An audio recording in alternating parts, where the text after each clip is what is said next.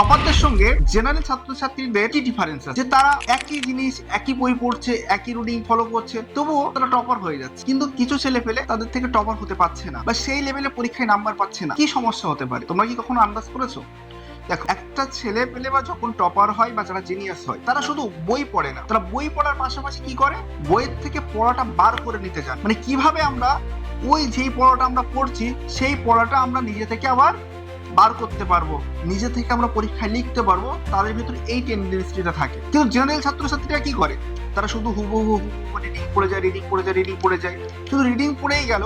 কিন্তু তাদের ভিতরে এই টেন্ডেন্সি থাকে না যে আমরা এইটা কিন্তু আমাদের আবার মুখস্থ করে পরীক্ষা খাতায় লিখতে হবে। তাহলে টপারদের সঙ্গে জেনারেল ছাত্রছাত্রীদের এইটা হচ্ছে সবথেকে বড় ডিফারেন্স। এই জন্য তোমাদের টপারদের যে ক্রাইটেরিয়া, তারা কি করে, প্রথমে বইটা পড়ে, বইটা পড়ার পরে সেই প্রশ্নটা আন্দাজে বলার চেষ্টা করে, কারণ তারা জানে আমরা শুধুমাত্র যদি বই পড়ে যাই তাহলে পরীক্ষায় আমরা ভালো নম্বর পাবো না। দ্বিতীয়ত যে জিনিসটা করে, তারা পরীক্ষা তো মুখে মুখে হবে না, যে মুখে মুখে মাস্টারের সাথে বললাম, পরীক্ষা দিতে হবে লিখে লিখে। এই জন্য টপাররা কি করে, যে প্রত্যেকটা বিষয়গুলো যে সমস্ত প্রশ্নগুলো আছে তারা খাতায় লেখার চেষ্টা করে। যে আমরা ধরো আজকে পড়লাম শিলাচক্র কাকে বলে, বা তড়িৎ বিশ্লেষণ কাকে বলে, বা তড়িৎ লেপন কাকে বলে, এই জিনিসটা পড়া হলো, যে কোনো এক্সেট্রা যে কোনো একটা কোশ্চেন পড়া হলো।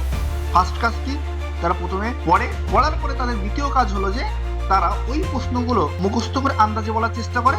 3 নম্বর তাদের কাজ হলো যে ওই কোশ্চেনটা লেখার চেষ্টা করে, এবং কিছুদিন অন্তর, হয়তো 1 সপ্তাহ অন্তর হতে পারে বা 15 দিন অন্তর হতে পারে, তারা ওই জিনিসগুলো রিভাইজ করার চেষ্টা করে।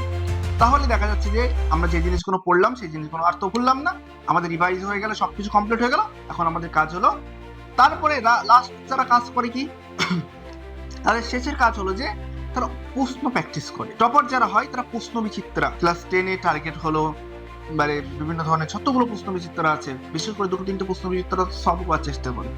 কারণ প্রশ্ন বিচিত্রা যখনই তারা সলভ করতে যাচ্ছে তখনই তারা সেই জিনিসগুলো, তাদের যে ল্যাকিংস দেখা যাচ্ছে, এতগুলো বাধার পরেও প্রথমে মুখস্থ করেছিল, আন্দাজে বলেছিল, লিখেছিল খাতায়, লেখার পরেও এখনো কিন্তু অ্যান্সারটা কমপ্লিট হয় না।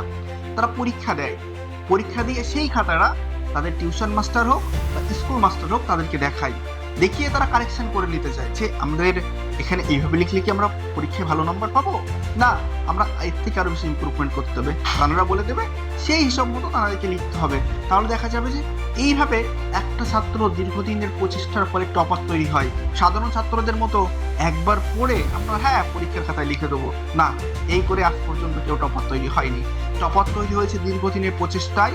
এখন এরকম দীর্ঘদিন ধরে বিন্দু বিন্দু প্রচেষ্টার ফলে তারা টপার তৈরি হয়, তারা ক্লাসের জিনিয়াস তৈরি হয়, ক্লাসের প্রথম দিকের ছাত্রছাত্রী তৈরি হয়। এই জন্য তোমরা যদি ক্লাসের প্রথম দিকের ছাত্রছাত্রী তৈরি করতে চাও, তাহলে তোমাদেরকেও এই টিপসগুলো ফলো করতে হবে।